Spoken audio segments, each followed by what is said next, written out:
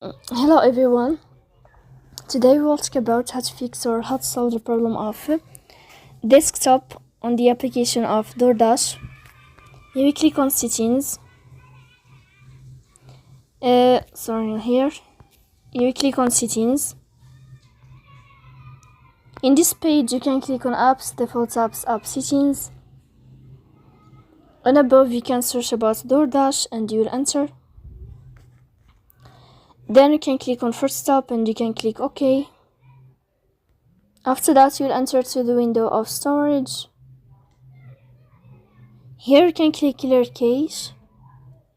Don't click clear data because that can delete your account. In the end, you can turn off your phone and you can wait a moment to turn on your phone again to fix that problem. So please don't forget to support us by like and subscribe. See you next time.